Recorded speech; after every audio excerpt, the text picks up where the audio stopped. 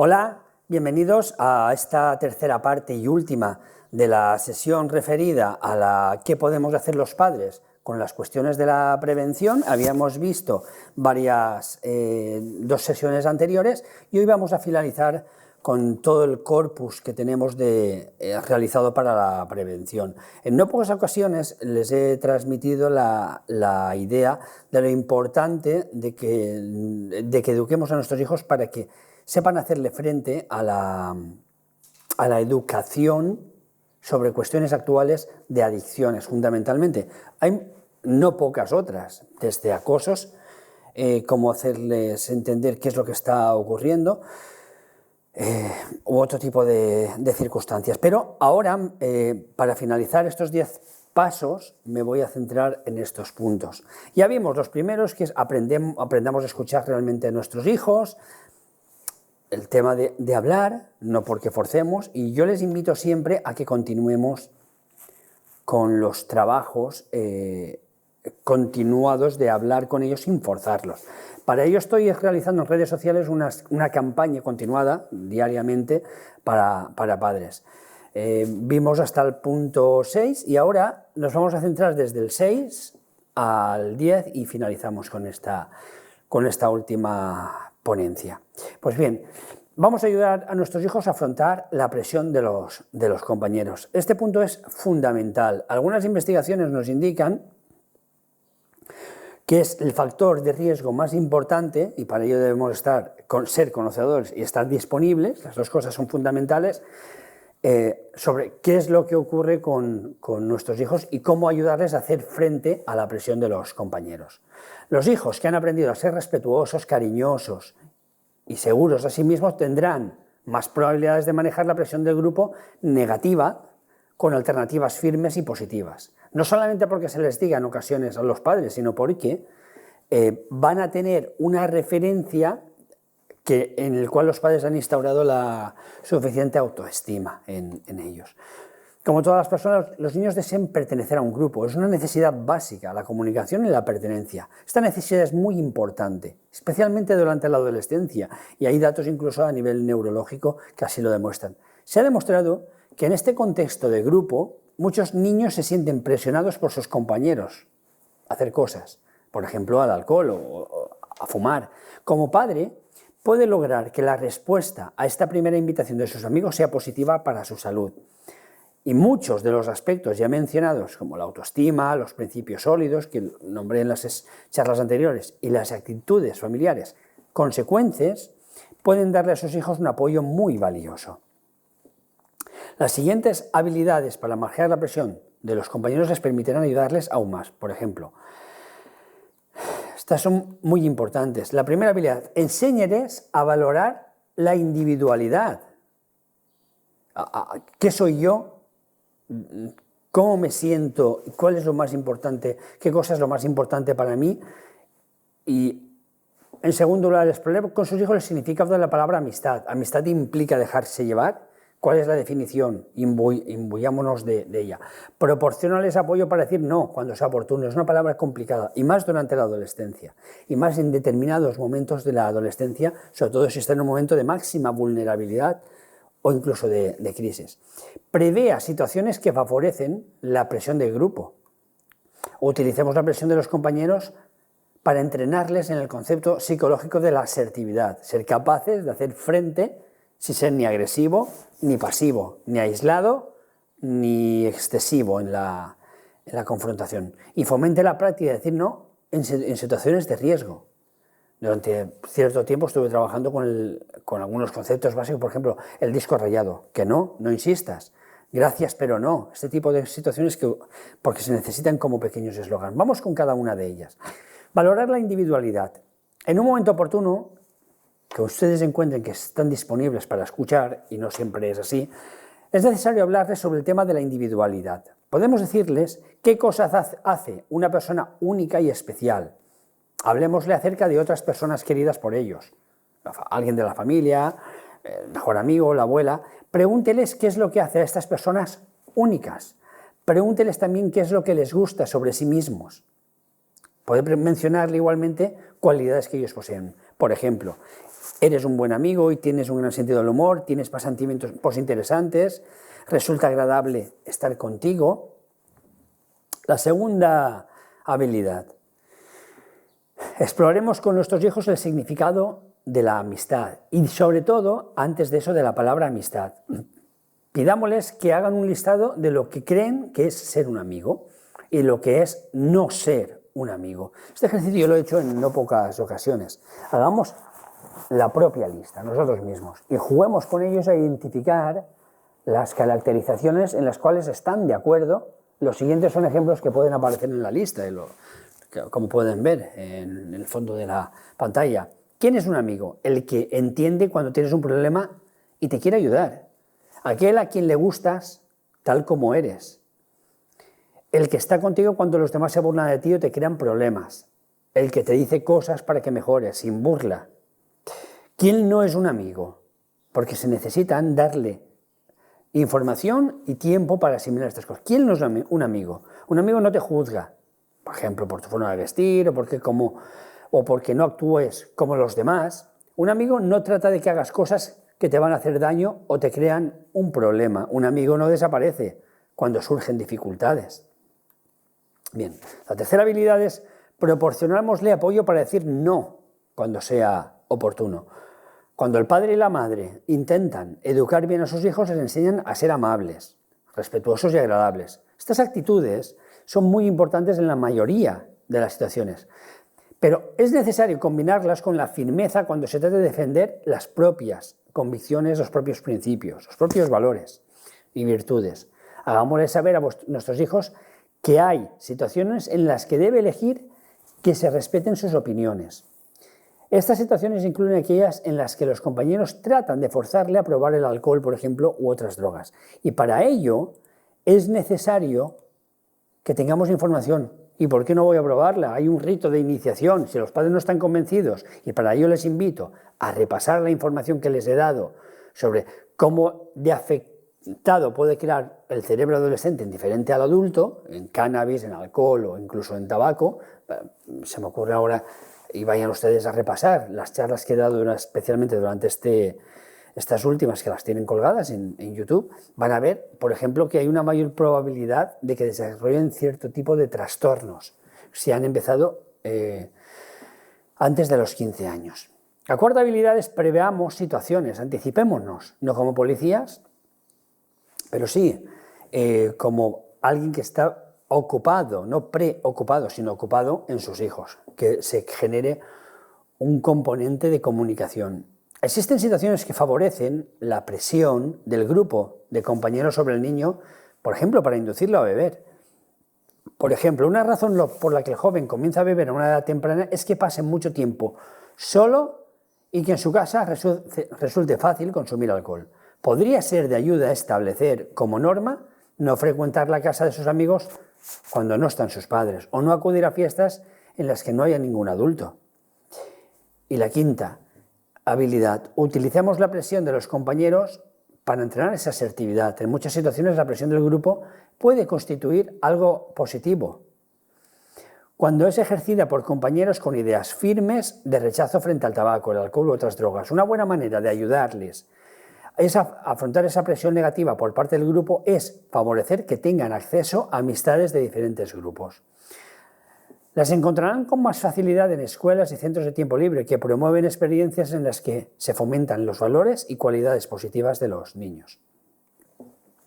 Y fomentemos la práctica de decir no en situaciones de riesgo. Primero, para ello hay que identificar esas situaciones y luego hay que moldear y afianzar la capacidad de nuestros hijos de decir no.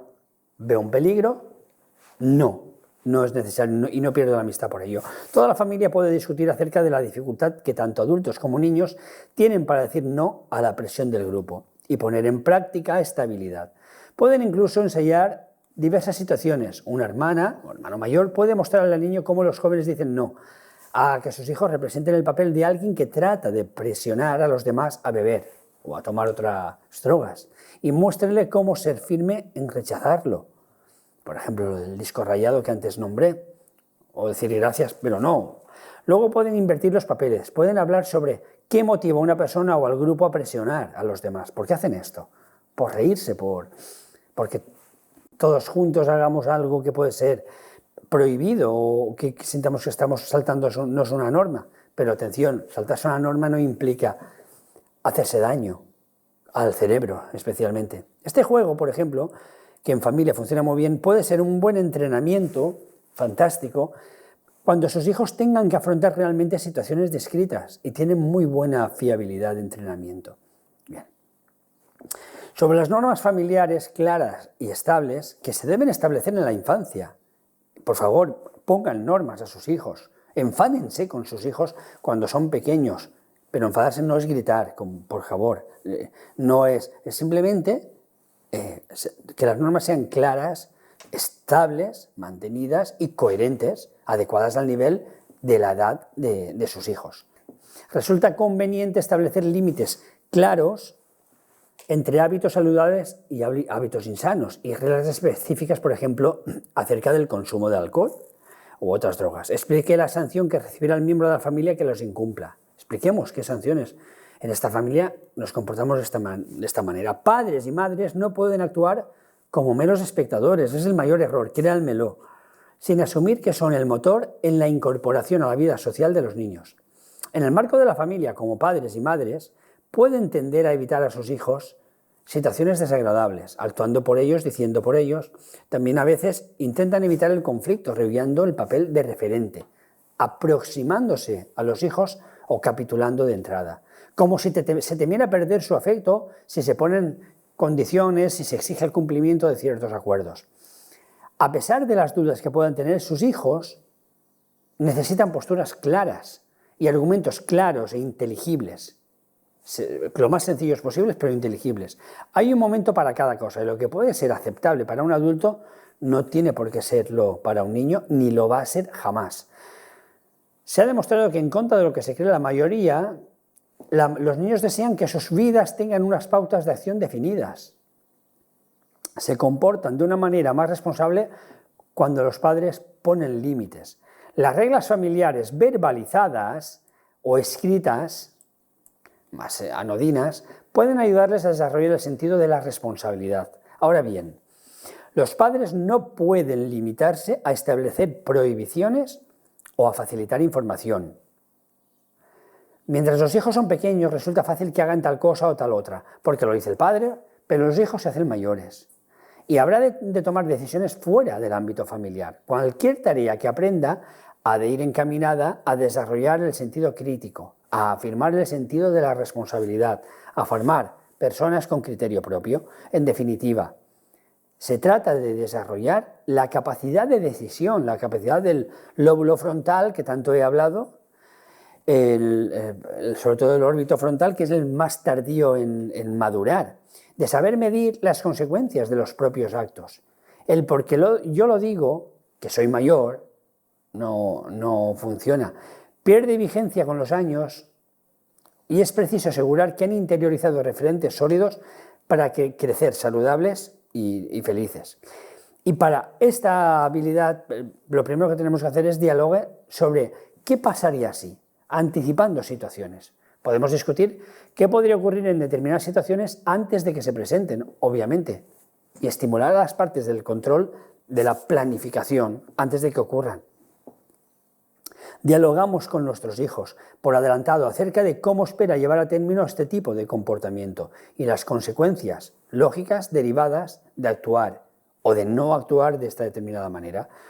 Tomemos postura, aseguremos de que nuestros hijos conozcan su opinión y que esta opinión no está únicamente basada en un referente solamente moral, sino que hoy ya tenemos bases científicas y que me ocupo mucho de ti y no quiero que por un error te hagas daño, quiero que sepas las consecuencias que puede tener en el cerebro. Para eso, por ejemplo, últimamente no pocos padres han venido a consultarme sobre el tema del cannabis, o ocasionalmente del alcohol, a partir de la campaña de Navidad, o de la ludopatía, que es más reciente. Efectivamente, hay partes que pueden llegar a estar incluso modificadas del cerebro de nuestros hijos.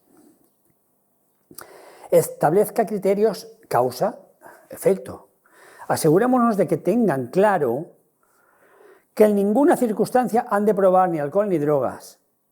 ¿Por qué? Y les damos esta información. Comente las consecuencias que podría tener lo que hicieran. Verbalice las normas que son aceptables o inaceptables en nuestra familia y son favorecedoras de la convivencia y el respeto mutuo. Refuerce los valores de vivir de manera saludable. Pactemos las posibles sanciones para el caso de que se transgreda la norma. Por ejemplo, si no respetas los acuerdos, no podremos tener confianza en ti. Que los padres de tus amigos se lo permitan hacer no quiere decir que tú también puedas hacerlo. Cada familia tiene sus razones y no entremos a comparar, por ejemplo. Si fumas o bebes a nuestras espaldas, habrá consecuencias. Las consecuencias que no quiero comentar, cada familia sabrá cómo puede hacer. Fomentemos actividades recreativas. Ocupar el tiempo libre con actividades divertidas y educativas desde la infancia ayudará a sus hijos a combatir el aburrimiento. Un aburrimiento insano que frecuentemente es con un smartphone en las manos, que le hace sentir además, porque el cuerpo no está activo en un momento de mayor necesidad de actividad cerebral y necesita estimularse de otra manera el aprendizaje. Hace poco, hará unas 2 semanas, no más, realizó una campaña de 0 a 3 años, nada de pantallas. Algunos padres se han puesto en contacto conmigo para preguntarme. Yo puse las razones, yo puse las consecuencias y yo puse las historias. Hay un apartado que incluí en uno de los posts, publicado en el Facebook del Ayuntamiento y también en el de la unidad municipal, que es que si se la retiramos, aunque se la hayamos dejado, el cerebro vuelve a su ámbito normal. Pero si se continúa y van pasando los años, la conexión y el tiempo perdido cada vez será más difícil. No perdamos el tiempo ni dejemos que lo pierdan nuestros hijos, y para ello las actividades más interesantes son las recreativas. Nuestros hijos no recordarán algo puntual ni con quién estuve, recordarán la satisfacción o la insatisfacción en esos términos de cómo estuve con mis padres, cuán de bueno era eso. Ha crecido muchísimo en los ámbitos de ansiedad, depresión, que ahora mismo estoy haciendo otra campaña en salud mental adultos. Pues ha crecido mucho con el tema de la pandemia. Sus hijos pueden tener mucho tiempo libre disponible fuera de la escuela y hay muchas maneras de emplear este tiempo libre. No rellenemos con el binomio televisión más deberes. Es necesario otro tipo de cosas y no necesariamente de resultadistas, sino satisfactorias para su desarrollo global. Podemos considerar el tiempo libre como un espacio educativo, pero con nuestra presencia. Inscriba a los hijos en algún centro recreativo agradable. Comparta el tiempo libre con sus hijos. Este punto 3 me parece esencial, fundamental. La clave es compartir, disfrutar, aprender a estar con ellos y que surjan las situaciones de la manera más natural. Ayudemos a nuestros hijos a tomar decisiones.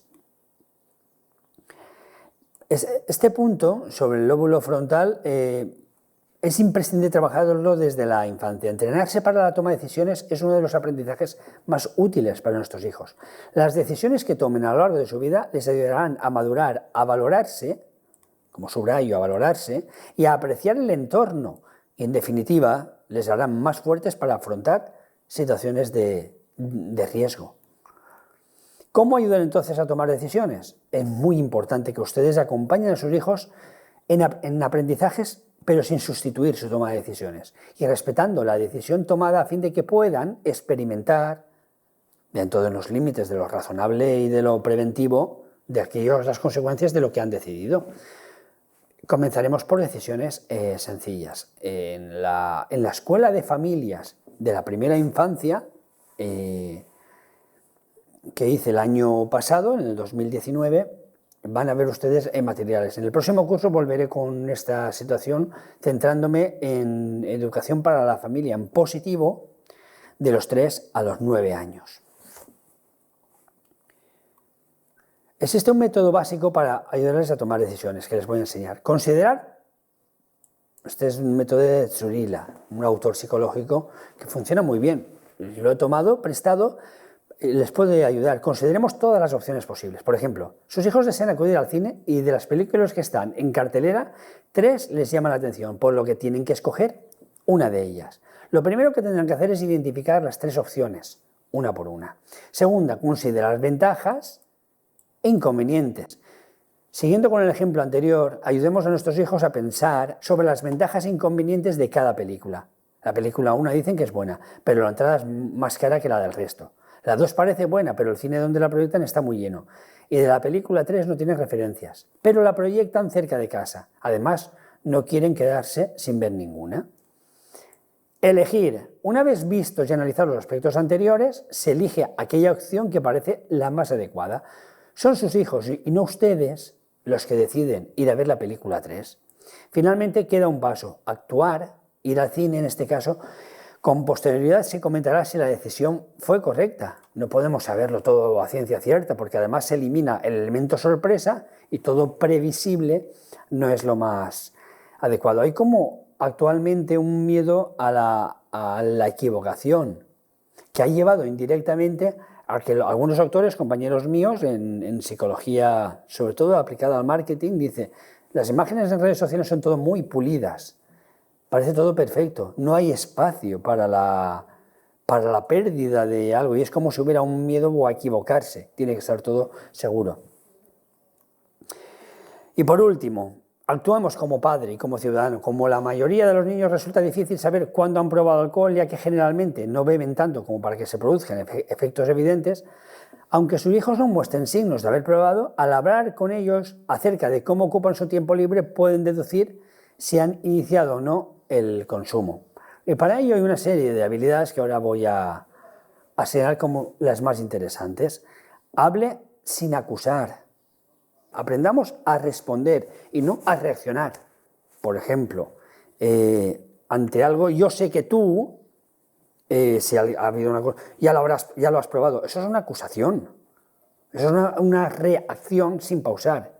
Podemos pararlo y decir: me gustaría, esto es una respuesta, me gustaría confiar siempre tanto en ti como para saber que no vas a hacer nada que hiciera daño ni a ti ni a la relación que tenemos de tanta confianza. Y si hay alguna vez algo de esta manera, me gustaría que lo compartiéramos, simplemente. Eso es hablar respondiendo sin acusar.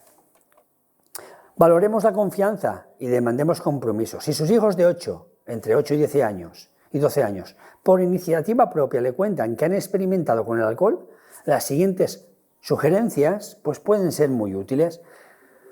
Primero, vamos a alabar su honestidad y confianza.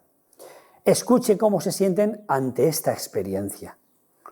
Repita las razones por las cuales los niños y niñas no deben beber. Pueden ir a buscar en mis redes sociales de la Unidad Municipal de Neuropsicología, hay un montón de argumentos, o se pueden poner en contacto conmigo, que muy gustosamente les pasaré los 10 argumentos básicos de daño cerebral dependiendo de la sustancia o dependiendo de la conducta adictiva.